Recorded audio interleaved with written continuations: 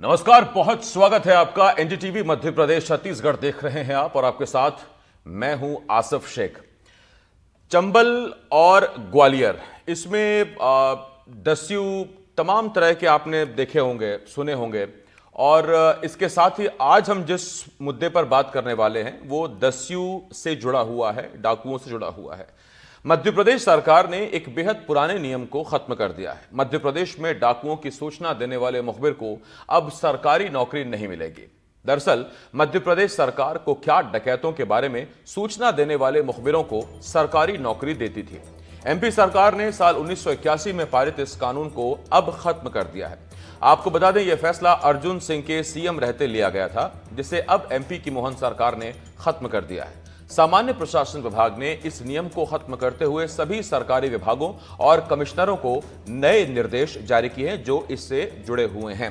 यानी कि पहले जो दस्युओं की मुखबिरी करते थे, मुखबिर होते थे, उनको सरकारी नौकरी दी जाती थी और इस बहाने उनका भी भला हो जाया करता था। लेकिन अब तर्क ये दिया जा रहा है क्योंकि अब डाकू नहीं है, और जब डाकू नहीं है तो फिर मुखबिरी किस काम की, और जब मुखबिर ही नहीं तो फिर सरकारी नौकरी किसे दें।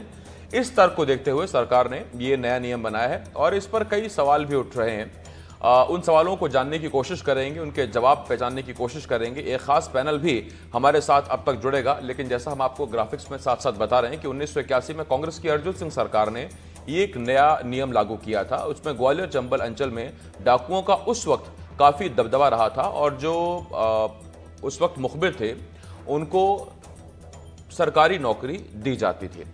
अब अगर आप देखें तो मुरैना चंबल में, ग्वालियर चंबल में कई बड़े डाकू हुए हैं और उनका आतंक रहा है। 1980 के दशक में अर्जुन सिंह ने 2 बार सीएम का पद संभाला था। उस दौरान चंबल के इलाकों में डाकुओं का आतंक था। आए दिन लूट, डकैती और हत्या जैसी घटनाएं होती थी। और उपेंद्र गौतम हमारे सहयोगी हैं मुरैना से, वो इस पर ज्यादा जानकारी दे रहे हैं। एक बार सुनिए जरा। आज़ादी से लेकर 80 के दशक तक मध्य प्रदेश के चंबल से लेकर बुंदेलखंड होते हुए बिंद तक कभी जंगल और बिहड़ों में डकैतों की भरमार रहा करती थी। पुलिस ने भी कई डकैतों का सफाया किया तो पुलिस के खौफ से कई डकैत सरेंडर भी हुए। 1972 में 572 डकैतों के सरेंडर के बाद जब डकैत पुलिस के साथ तू डाल डाल में पात पात वाला खेल खेलने लगे, तब तत्कालीन मुख्यमंत्री अर्जुन सिंह ने 1981 में मध्य प्रदेश में ये नियम बना दिया कि जो भी डकैतों की खबर पुलिस तक लाएगा, उन डकैतों को पकड़वाएगा, उस मुखबिर को शासकीय नौकरी दी जाएगी। और उसके बाद एक बड़ा बदलाव मध्य प्रदेश में देखने को मिला। डकैतों की बड़ी बड़ी खबरें पुलिस तक आने लगी। कई डकैत सरेंडर हुए, वहीं कई डकैतों को पुलिस ने धाराशाही भी कर दिया। इसके बाद जब डकैत बहुतायत संख्या में एक निश्चित स्थान पर अपना खौफ बरपाने लगे, उसके बाद पुलिस ने जो खेल खेला उससे ये धीरे धीरे डकैत कम होते चले गए और वर्तमान में मध्य प्रदेश के चंबल से लेकर बुंदेलखंड और बिंद तक अब डकैत नहीं है। यानी कि इन जंगल और बिहड़ों में कोई भी सूचीबद्ध गिरोह मध्य प्रदेश में नहीं है। वर्तमान डॉक्टर मोहन यादव की सरकार ने उस 1981 के नियम को खत्म कर दिया, यानी कि अब मुखबिरों को शासकीय नौकरी नहीं मिलेगी। मध्य प्रदेश के सामान्य प्रशासन विभाग ने अपने सभी विभागों को यह सूचना दी है। वहीं आयुक्तों को भी अवगत करा दिया है कि डकैतों की सूचना देने वाले मुखबिरों को शासकीय नौकरी नहीं दी जाएगी। हमारे साथ इस वक्त उपेंद्र गौतम मेरे सहयोगी मुरैना से जुड़ रहे हैं और साथ ही साथ रिटायर्ड डीएसपी अरविंद खरे जी हमें इस चर्चा में ज्वाइन कर रहे हैं। अरविंद जी, आपका बहुत बहुत स्वागत करता हूं। अरविंद जी, सबसे पहला सवाल तो मैं आपसे यही जानना चाहूंगा कि क्या वजह आपको समझ में आती है कि अब जो वो नियम था अर्जुन सिंह के जमाने का कि मुखबिरों को सरकारी नौकरी दी जाएगी, उसे अब हटा दिया गया है? जिस कार्यकाल की आप बात कर रहे हैं उस समय डकैती क्षेत्र में पदस्थ था और एंटी डकैती क्षेत्र में करीबन 10 वर्ष मेरी सेवा रही है जी। उस समय क्या होता था, डकैतों का इतना आतंक था, कोई भी सामान्य आदमी मुखबिरी करने के लिए तैयार नहीं होता था। तो जो मुखबिर बनते थे उनकी कुछ कंडीशन रहती थी। उनकी पहली कंडीशन रहती थी, हमारे किसी परिवार में किसी को नौकरी देंगे आप। दूसरा नंबर पे थी, हमें शस्त्र का लाइसेंस देंगे, हमारी सुरक्षा करेंगे। तब इसको गोपनीय ढंग से जब पुलिस विभाग ने सरकार को ये भिजवाया था सूचना, उसमें तत्कालीन सीएम ने ये आदेश किया था और उसका काफी फायदा हुआ और डकैती उन्मूलन में यह फॉर्मूला काफी हिट रहा। कोई भी मुखबिर अपनी जान जोखिम में डाल के डकैतों की सूचना देता था, उसके लिए बड़ा खतरा होता था परिवार का, जान का। लेकिन हाँ, अब ये प्रासंगिक नहीं रहा। करीबन 7-8 साल हो चुके हैं, डकैत पूरे समाप्त हो चुके। तो जो एक्ट उस समय परिस्थितियों के अनुसार बना था, उस समय उचित था। आज वर्तमान में ये प्रासंगिक नहीं है, इसलिए सरकार का जो निर्णय हुआ है वो सही हुआ है। तो 7-8 दूसरा साल अगर डकैत राज खत्म हो गया 7-8 साल पहले, तो क्या इस तरफ किसी ने ध्यान नहीं दिया, या अब जाकर याद आया कि जब मुखबिर ही नहीं बचे तो फिर सरकारी नौकरी किस काम की? नहीं नहीं नहीं, मैं आपको बता दूं आसिफ साहब, मुखबिर हमेशा आज भी पुलिस के रहते हैं। और जो डकैतों पे इनाम होता है, किसी पे 50,000, किसी पे 1 लाख, किसी 5 लाख, वो उनको मिलेगा। और भी जो सुविधा होती है प्रशासन, पुलिस उनको देगा। ये नहीं है कि डकैतों को पकड़वाने में उनको कोई लाभ नहीं होगा। लेकिन नौकरी का जो नियम था उस समय बड़ी भीषण परिस्थिति थी। मैं उसमें 10-15 साल मैंने खुद अपने खपाए हैं, इसलिए मुझे व्यक्तिगत तौर पर अनुभव है हमारा। उस समय की परिस्थिति आज की परिस्थिति में बहुत ही अंतर है। अभी उसके नियम खत्म होने से कोई फर्क इसलिए नहीं पड़ेगा। अब जो मुखबिरी करेंगे तो डकैत पे जो इनाम होगा 5 लाख, 10 लाख, 1 लाख, वो उनको दिया जाएगा। और बाकी कुछ कंडीशन मैं होती थोड़ा है सा जो... इस पे स्पेसिफिक आप चाहूंगा कि डकैत पर जो इनाम होगा या बदमाश पर जो इनाम होगा, क्योंकि डकैत तो अब है नहीं सर। देखिए, आपका कहना सही है, डकैत और बदमाश में कोई ज्यादा अंतर नहीं है। कानूनी तौर पे बोलचाल में आप डकैत बदमाश बोलते, जो लूट के, अपहरण के, हत्या के जो मामले होते हैं उनको डकैत बोलने लगते हैं। एक्चुअली उनको देशी भाषा में आप बदमाशी बोल सकते हैं। जो भी अपराधी हैं, डकैती के एक अलग से पहले एक सूचीबद्ध गैंग हुआ करते थे, गैंग घूमते थे चंबल संभाग में, बुंदेलखंड संभाग में। अब वो नहीं रहे। लेकिन अपराध और डकैती तो आज भी लोग डालते हैं ओकेजनली। कभी डकैती 5 लोग से अधिक लोग मिलकर कोई अपराध करते हैं, डकैती बोलते हैं। तो उस चक्कर में उनको जो इनाम है जो डकैत गैंग पे या डकैत है, वो तो पुलिस विभाग उनको प्रोवाइड करेगा और जो सुविधा भी देगा। लेकिन जो डकैती में नौकरी की जो परंपरा थी वो इस समय प्रासंगिक आसिफ भाई नहीं है। इसलिए सरकार का निर्णय उचित है और मैं सहमत हूँ इससे। अरविंद जी, मैं लौट रहा हूँ इस पर आपके पास। उपेंद्र मेरे सहयोगी हमारे साथ मौजूद हैं। उपेंद्र, मैं किसी मुखबिर का नाम बिल्कुल आपसे जानना नहीं चाहूंगा, क्योंकि उनकी निजता बनी रहे, उनकी गोपनीयता बनी रही, ये बहुत जरूरी है। लेकिन क्या ऐसे किसी 1 या 2 या 3 आदमी से आपकी बात हुई? उनका इस नियम के बारे में क्या कहना है, इस फैसले के बारे में? देखिए, ये मैं सभी दर्शकों को ये बता दूं, और अरविंद जी भी सुन रहे हैं, कि मुखबिर जो होता है वो अपनी जान हथेली पे लेके इन बदमाशों के विरोध में काम करता है। और उसको ये डर भी सताता रहता है कि अगर बदमाश को ये पता चल गया तो ये बदमाश उसे हताहत कर सकता है, मार सकता है। लेकिन उसे एक बड़ा लालच हुआ करता था कि उसके परिवार को एक नौकरी मिल जाएगी। नौकरी के साथ साथ उसका एक दूसरा बड़ा लालच होता था, जो इस चंबल अंचल में बहुतायत में है, कि उसे एक शस्त्र का लाइसेंस मिलेगा। और जब वो अच्छा काम कर देता था तो पुलिस उसे शस्त्र भी दिलवा देती थी। यानी कि उसे बंदूक के लिए, लाइसेंस के लिए कुछ भी व्यय नहीं करना पड़ता था, कोई मशक्कत नहीं करनी पड़ती थी। ये बात बिल्कुल सही है कि अब डकैत रही है तो मुखबिरों की कोई आवश्यकता नहीं है। लेकिन इसके बावजूद भी पुलिस पे वो एक कंटिजेंसी का फंड रहता है, जो बदमाशों को, विरोध में काम करने वाले लोगों को पुलिस देगी और उसका उपयोग करेगी। हमारी कई पुलिस अधिकारियों से भी आज बात हुई है, वहीं कई मुखबिरों से भी ग्रामीण क्षेत्रों में बात हुई है। उन्होंने कहा है कि पुलिस को अगर हमसे सहायता लेनी है तो हमारी मदद करनी ही पड़ेगी। पुलिस किसी बदमाश को पकड़वाना है, इतना ही घटनाएं घट रही हैं, लूट हो रही हैं, कई रेप भी हो जाते हैं, बड़ी डकैती भी हो जाती है, बड़ी बड़ी चोरियां हो जाती हैं। इनको पकड़वाने के लिए मुखबिरों का सहारा पुलिस लेती है। और क्योंकि ये चोरों पे, बदमाशों पे बहुतायत कोई बड़ा इनाम नहीं होता, तो पुलिस के जो अधिकारी होते हैं वो इनको उपकृत करते हैं उस कंटिजेंसी फंड से, और भी अलग तरह से कई सुविधाएं इनको प्रोवाइड कराते हैं और उसका ये लाभ लेते हैं। मैं एक उदाहरण छोटा सा याद देना चाहूंगा। मुरैना के एक व्यवसायी पुत्र की पकड़ हो गई, एक मुखबिर को तलाशा, और किस्मत ये रही कि तत्कालीन पुलिस अधीक्षक ने मुझे कहा कि मदद करो, तो वो मुखबिर पुलिस ने पकड़ा और वो मेरा परिचित का निकला। तो मैंने उसको कहा कि तुम ये काम करो, और मुरैना की इज्जत का सवाल है, वैश्य कम्युनिटी में बड़ा दुष्प्रभाव जा रहा है जिले के प्रति। तब उसने वो काम किया, लेकिन उसने शर्त रख दी, मुझे कुछ पैसा नहीं चाहिए, कुछ नहीं चाहिए, 5 बंदूकें दिलवाओ और उनके लाइसेंस दिलवाओ। तो आज भी वो मानसिकता बनी हुई है।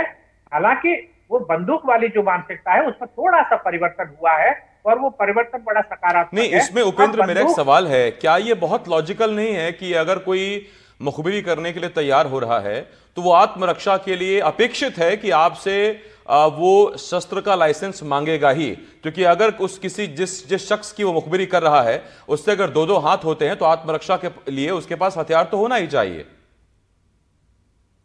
ये बात आपका कहना बिल्कुल सही है। जैसा कि मैंने अभी बताया, हमारी कई पुलिस अधिकारियों से आज दिन भर में जो बात हुई है, उन्होंने बिल्कुल स्पष्ट कहा है कि अगर मुखबिर हमारे लिए कोई काम कर रहा है, जनता के लिए कोई काम कर रहा है, तो हमें निश्चित उससे सहायता उपलब्ध करानी पड़ेगी, उसे सुरक्षा भी उपलब्ध करानी।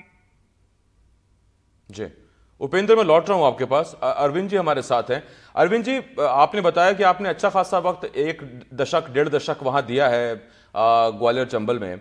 मैं आपसे जानना यह चाहता हूं कि क्या आप जब उस वक्त थे ये नियम आ चुका था या आपके बाद आया था, और दूसरा इस नियम के आने के बाद कितना परिवर्तन या कितना उत्साह था मुखबिरों में मुखबिरी के काम के लिए तैयार होने में? जिस समय ये नियम आया था उस समय मैं वहीं पर पदस्थ था। चंबल एंटी डकैती क्षेत्र बोलते उसी में पदस्थ था, और उसका काफी लाभ मिलता था मुखबिरों को मैनेज करने में। मुखबिर बड़ी मुश्किल से तैयार होता था। लेकिन मैं एक बात और कहना चाहूंगा आपको, उस समय और वर्तमान में बहुत अंतर आ गया। पहले मोबाइल नहीं हुआ करते थे, tower location, CDR, call interception की सुविधा नहीं थी। जब से मोबाइल आए हैं, इससे मुखबिरों का मदद पुलिस ने बहुत कम लेना शुरू कर दी, तो उसमें आवश्यकता नहीं पड़ती। पहले फिजिकली मुखबिर होते थे, जो जंगल में जाते थे, हम लोग भी जंगल में छुप के जाते थे, और कोई संसाधन नहीं थे। उस समय बहुत जान का जोखिम था मुखबिरों की जान पे, तो उसकी उसी हिसाब से गवर्नमेंट के द्वारा उतनी सुविधा उनको प्रदान की जाती थी। जी ये बात भी सही है, मुखबिर बिल्कुल अपनी जान पर खेलता था। किस समय वो उसके साथ कौन सी दुर्घटना घट जाए, और मुझे कहते हुए संकोच नहीं है, हमने भी अपनी दो चार मुखबिरों की डेड बॉडी देखी है। मुखबिरी करते जब नहीं आए 4-5 दिन, तो हम लोगों ने तलाश किया, तो उसकी डेड बॉडी जंगल में मिली पाएगी। मुखबिरों की जान का बहुत खतरा रहता था उस समय की परिस्थितियों में। आज की परिस्थितियों में बहुत अंतर है। पहले मुखबिर बिल्कुल जान अपनी हथेली पे देख के काम करते थे, आजकल उनकी उतनी प्रासंगिकता रही नहीं, क्योंकि आजकल कोई भी डकैत वैसे तो है नहीं, चुटपुट जो होते भी हैं, भिंड मुरैना ग्वालियर तरफ जो डकैत होते, वो मोबाइल यूज कर देते धोखे से, और जिस दिन उन्होंने मोबाइल यूज किया और पुलिस के उसमें आ जाते। इसलिए इसी टेक्नोलॉजी के कारण कुछ बहुत बेहतरीन अधिकारी पदस्थ हुए। तो वहां पर ग्वालियर चंबल संभाग में सरन सिंह साहब, संजीव समी साहब थे, आदर्श कटियार साहब थे, इनके कारण वो सब समाप्त हो गया था। और डकैतों को ये पता ही नहीं होगा कि जिसको वो समझ रहे हैं कि ये बढ़िया चीज मिल गई, मोबाइल कहीं बात कर लो, उन्हें क्या पता कि उनसे उसकी लोकेशन ट्रेस हो रही है। हाँ, उनका पता लग रहा है। अरविंद जी, मेरा एक सवाल है आपसे। सर, आप ये कैसे सुनिश्चित करते थे कि मुखबिरों को जब सरकारी नौकरी मिले, शस्त्र लाइसेंस मिले, तो इसका इशारा डकैतों तक ना पहुंच पाए कि एक शख्स है, उसे हारी में सरकारी नौकरी भी मिली है, पैसा भी मिला है, शस्त्र लाइसेंस भी मिला है, ये मुखबिर हो सकता है? तो ये सुनिश्चित कैसे करते थे? क्योंकि जाहिर बात है सूचना तंत्र तो उनका भी होता था।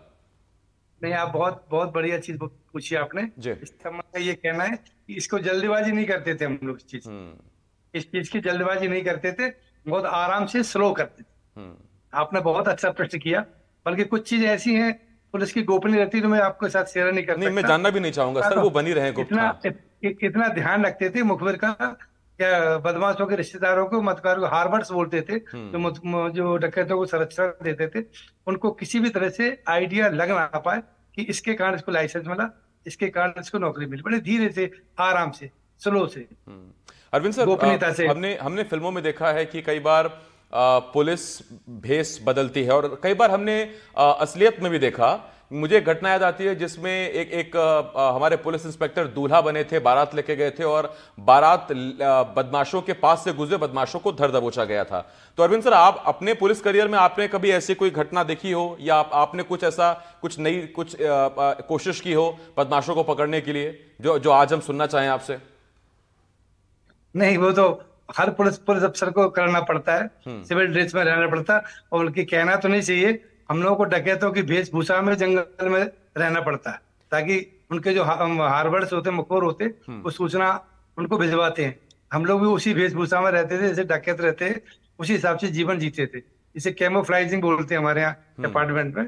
तो वो तो फॉर्मूला चलता है, अपनी आइडेंटिटी पता ना चल जाए, उनको सूचना न मिल पाए, सारे हथकंडे अपना जाते हैं। तो अरविंद सर, ऐसी कोई घटना जब सबसे ज्यादा मुश्किल रहा हो, भेस बदलना, सबसे ज्यादा खतरा महसूस हो रहा हो, कभी ऐसा कुछ किया हो, ऐसी घटना याद हो कुछ?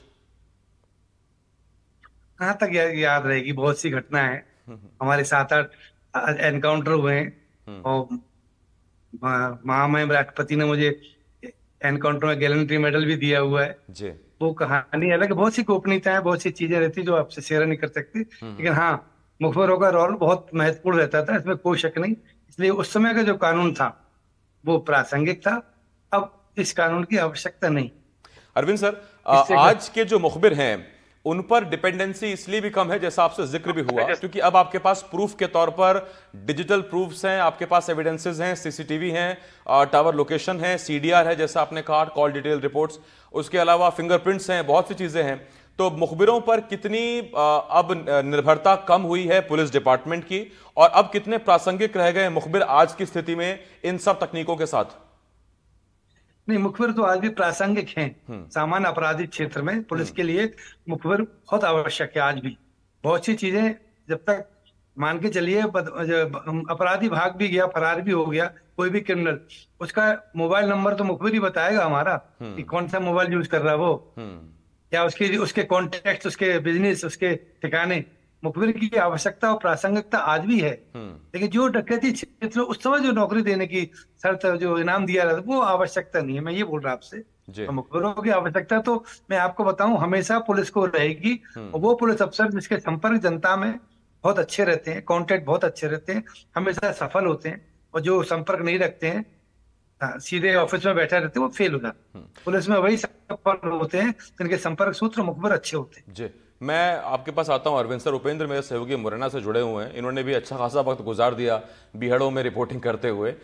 उपेंद्र, मेरा आपसे एक सवाल है, ऐसे कितने लोगों को आप जानते हैं जिनको इस नियम के तहत नौकरी मिली है और वो नौकरी कर रहे हैं? नाम मत बताइएगा, क्योंकि हो सकता है कि जो डकैत पकड़ा गया हो या मारा गया हो उसका कोई बेटा या कोई रिश्तेदार भी ये डिबेट देख रहा हो। देखिए, हम अपने दर्शकों को ये बताना चाहते हैं कि क्योंकि ये क्षेत्र आजादी से पूर्व से ही बागियों से प्रभावित रहा है और बड़ी संख्या में यहाँ बागी रहे हैं, और इससे जुड़ा हुआ हिस्सा बुंदेलखंड का भी है, तो एक बड़ी संख्या में ये बागी रहते थे। इनको धाराशाही करने के लिए, सरेंडर कराने के लिए पुलिस लोगों का उपयोग करती थी, लेकिन ये जो जितने भी मुखबिर होते थे, ये हमेशा अपने पुत्र, पुत्री या अपने किसी नजदीकी रिश्तेदार को नौकरी लगाते थे। और अधिकारी जो उस समय रहते थे, जैसे खरे साहब उस समय रहे हैं, और भी कई बड़े पुलिस के अधिकारी रहे हैं, तो उनके द्वारा उस व्यक्ति का पता ही नहीं चलने दिया जाता था कि इसकी नौकरी कहाँ लगाई है और किसने लगाई है। एक सामान्य सिलेक्शन उसका होता था, तो पुलिस में नौकरी लगा दी। एक या दो ऐसे उदाहरण हैं जहां पर पुलिस असफल रही है, तो मुरैना के प्रशासन अधिकारियों ने वरिष्ठ अधिकारियों के निर्देश पर उनको नौकरी दी है। तो मुखबिरों को नौकरी मिलती रही है, लेकिन ये कभी ओपन नहीं होने पाया कि किसकी नौकरी लगी है। हालांकि कुछ घटनाक्रम मुझे मालूम है, अभी ज्यादा दिन नहीं हुए हैं, वर्ष 2004-05 का मामला है। उत्तर प्रदेश के एक बागी को यहाँ सरेंडर कराया था भिंड में, उसके एक परिजन को मुरैना में नौकरी दी गई। ऐसे ही मुरैना के जो बागी हुआ करते थे या भिंड के हुआ करते थे, उन्हें कहीं ग्वालियर में नौकरी दे दी गई, उन्हें कहीं भोपाल में नौकरी दे दी गई, और 2-4 साल बाद, 6 साल बाद जब बात सामान्य हो जाती थी, तो वो रिटर्न अपने क्षेत्र में आ जाते थे। तो लगातार ये नौकरियां मिलती रही हैं, सुविधाएं मिलती रही हैं, और जैसा कि आज का जो वर्तमान परिवेश है, इलेक्ट्रॉनिक डिवाइस और इसके संसाधन कितने भी ताकतवर और मजबूत और अधिक हो गए हों, लेकिन फिर भी मुखबिर की आवश्यकता है, क्योंकि चंबल अंचल जो है, इसमें अवैध शराब और अवैध हथियारों का एक बड़ा कारोबार होता है। मुरैना पूरे जिले भर में वर्ष में 2 या 3 और अधिकतम आधा दर्जन अवैध हथियारों की फैक्ट्री पकड़ी जाती है, और अवैध शराब का कारोबार बहुत बड़ी मात्रा में होता है। तो अगर मुखबिर नहीं होगा, तो गांव के अंदर के उस व्यक्ति की खबर, या जहां निर्माण चल रहा है या जहां स्टोर हो रहा है, उसकी खबर पुलिस तक आना बहुत मुश्किल हो जाएगी। एक डिवाइस ये नहीं पता कर पाएगी कि अवैध शराब कहाँ बन रही है, अवैध हथियारों का निर्माण कहाँ हो रहा है। तो ये मुखबिर आज की स्थिति में भी बहुत आवश्यक है। हाँ, बहुत डीप और एक्यूरेट नॉलेज के लिए आपके पास मुखबिर होने ही चाहिए।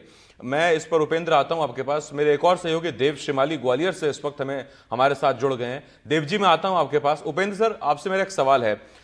मेरे जैसे एक आम आदमी के लिए ये सवाल मन में बहुत जोर से उठ रहा है, सब लोग इसका जवाब जानना चाहते होंगे कि आप तमाम पुलिस ऑफिसर्स की पोस्टिंग्स होती रहती हैं, ट्रांसफर होते रहते हैं, नई जगह पर नए तंत्र के साथ नए मुखबिर, नई चुनौतियां, ये सब कैसे मैनेज करते हैं सर? या ये विरासत में चलती है कि रिलीविंग के वक्त आपको मुखबिरों की सूची या इस तरह से कुछ कॉन्टैक्ट सौंप दिए जाते हैं और फिर आपको मालूम चल जाता है कि इस इलाके में ये शख्स हैं जो हमें मदद करेंगे? ये देखिए क्या होता है, विरासत इसमें चलती है, ये बात बिल्कुल सही है। लेकिन जो सक्रिय अधिकारी होता है, तेज तर्रार अधिकारी होता है, जो कुछ करना की लालसा रखता है, इच्छा रखता है, वो अपने नए सूत्र सब खड़ा करता है। और सबसे बड़ी चीज है मुखबिर के साथ विश्वसनीयता। अगर मुखबिर का विश्वास आपके प्रति है, अधिकारी के प्रति है, और अधिकारी का विश्वास मुखबिर के प्रति है, तो दोनों बिल्कुल ऐसे रहते हैं कि जैसे कि अधिकारी की समानता के अधिकार वो मुखबिर उपयोग कर देता है। जैसे खरे साहब रहे हैं, देवश्री माली जी भी इस बात को भली बात जानते हैं कि ये बहुत सीनियर हैं और कई पुलिस अधिकारी बहुत इंटरेस्ट इनके रहे हैं, तो ये भली बात जानते हैं कि मुखबिर अधिकारी के बराबर पैरेलल चल जाता है और वो बड़ी सफलताएं उन अधिकारियों को दिला देते हैं। ये है नहीं, उसमें दोनों चीजें हैं कि अगर पुलिस वाले ने एक कदम पीछे खींचा तो मुखबिर गया, और अगर मुखबिर ने गलत जानकारी दे दी तो फिर पुलिस वाला गया। ये तो हम बहुत आसानी से समझ सकते हैं और ये घटनाएं हमने देखी भी हैं, इस तरह की सुनी भी हैं। अब जरा मैं देव शिमाली जी के तजुर्बे से जरा पूछूंगा। देव जी, बहुत लंबा अरसा नहीं बीता है वो जब नियम आया था कांग्रेस सरकार में, अर्जुन सिंह वाला, हम उसी पर डिबेट कर रहे हैं कि मुखबिरों को सरकारी नौकरी दी जाएगी। हालांकि अब डाकू नहीं है तो मुखबिरों को अब सरकारी नौकरी देने का नियम भी बदल दिया गया है। कितना परिवर्तन आपको लगता है इससे आएगा? क्योंकि ये सुविधा मध्य प्रदेश के बाकी जिलों में नहीं है, वहां इतनी गंभीर स्थिति नहीं थी डकैती को लेके। बिल्कुल आपसे, जब मुख्य अर्जुन सिंह ने जिस आयोजन में इसकी घोषणा की थी, मैं उस आयोजन में भी मौजूद था। ये 12 जून 1980 को जब मलकान सिंह ने भिंड के एसएएफ ग्राउंड में सरेंडर किया था, उसी समय ये घोषणा की गई थी कि जो मुखबिर पुलिस को मदद करेंगे उनको उनके परिवार को या उनके कहने पर नौकरी दी जाएगी। हालांकि मैं बता दूं, खरे साहब भी जानते हैं क्योंकि उनके साथ बहुत सारी मुठभेड़ों के दौरान भी मुझे रहने का अवसर प्राप्त हुआ है, जिसमें उन्हें गारंटी भी मिला है। घनश्याम का जो मुठभेड़ थी जिसमें डॉक्टर अजय शंकर का अपहरण किया गया था और उसको लाया गया था, उत्तर प्रदेश मध्य प्रदेश का बड़ा डाकू था उस जमाने में, उसके पास उसके खिलाफ लाखों का इनाम था जिसे खरे साहब ने मारा था। मैं उस घटना का भी साक्षी हूं। बात यह है कि मुखबिरों को प्रमोट कैसे किया जाए, ये उस समय की बहुत जरूरत थी, क्योंकि लगभग अगर हम पूरे चंबल और उत्तर प्रदेश से लगी हुई वैली को देखेंगे, चाहे वो चित्रकूट का मामला हो, चाहे इटावा का हो, औरैया हो, जालौन हो, भिंड, मुरैना, आगरा, धौलपुर, ये सारे इलाके थे जो डाकू प्रभावित थे। 450 के आसपास डकैत थे। तो 450 ये तो आंकड़ा है। इनके अलावा इनके हर गिरोह में 100 डकैत जो है वो रहते थे जो लिस्टेड डकैत नहीं थे। ये सूचियां तो लिस्टेड डकैतों की थी जिन पर इनाम होता था। उनके जो हार्मर्स होते थे, उनकी जो मददगार होते थे, तो पहुंचने की सीढ़ी कहां से शुरू होती है? मददगारों में से ही पुलिस अपने मुखबिर तैयार करती है, क्योंकि घर का भेदी लंका ढाए उसी से जो है इनकी, या फिर दुश्मनों में से पैदा किया जाता है। दो मुखबिर बनाने का ये दो ही तरीके होते थे। एक तो जिनकी एनिमिटी उन डकैतों से चल रही है वो पुलिस के लिए मुखबिरी करें, या फिर घर के भेदियों को ढाया जाए तो उनको कुछ चाहिए होता है। जिसकी दुश्मनी है उसको तो उस आदमी की जिंदा या मुर्दा लाश चाहिए होती है। लेकिन अगर कोई आदमी किसी डकैत के लिए काम करता है और उसको अगर पुलिस के लिए काम करना है तो उसको उसके बदले में कुछ इनाम चाहिए होता है। जब पुलिस मुठभेड़ करती है तो इनाम मिलती है, उनको प्रमोशन भी मिलता है, गैलेंट्री अवार्ड भी मिलते थे। लेकिन मुखबिर को क्या मिलता था? जो थाना प्रभारी होते थे, जो एसपी होते थे, जो ठीक बात है, बहुत ये बेहतर सवाल है और ये सही बात है कि पुलिस वालों ने एनकाउंटर किया, उनको प्रमोशन मिला, उनको तमाम पदक मिले, तमगे मिले, लेकिन मुखबिर को क्या मिला, तो उस वक्त ये एक सरकारी नौकरी का जरूर उन्हें एक प्रमोशन दिया गया था। एक सवाल मेरा अरविंद सर आपसे और है, अगर आप इसका जवाब देना चाहें। मेरे जैसे तमाम आम लोग ये भी जानना चाहते हैं कि देखिए जाहिर बात है कि मुखबिरों के लिए कोई ऐसा फंड अगर आता है तो जाहिर बात है उसका कोई ऑडिट तो होता नहीं होगा, ना ही आप हितग्राही का नाम, पता और मोबाइल नंबर दे सकते हैं। तो ये सब मैनेज कैसे होता है, ये फंड कहां से आता है, या फिर ये कैसे मुखबिरों को उनकी जो भी सेवाएं हैं उसके लिए उनको वेतन दिया जाता है, वेतन या जो भी है टिप? इस संबंध में देवश्री माली जी आपको बहुत अच्छी ढंग से बता सकते थे। लेकिन इसमें क्या है, पुलिस एसपी के पास और आईजी के पास, डीआईजी के पास एक एसएस फंड होता है जी, सीक्रेट फंड होता है जो सरकार के द्वारा ही आता है, कोई अलग से उसका ऑडिट नहीं होता। लेकिन फंड गवर्नमेंट के रहता है, गोपनीय फंड बोलते हैं उसको। उससे अपन उसको डकैतों को या इन्फॉर्मर को ऑब्लाइज करते हैं जी। और बाकी बहुत सी उनकी पर्सनल काम रहते हैं, उससे उनको ऑब्लाइज करते हैं। किसी की लड़ाई झगड़ा हो गया, किसी का कोई पर्सनल कोई मैटर है, किसी से कोई रंजिश चल रही, किसी मुकदमे में मदद करने, वो पर्सनल मदद हम लोग अपने स्तर पर करते हैं।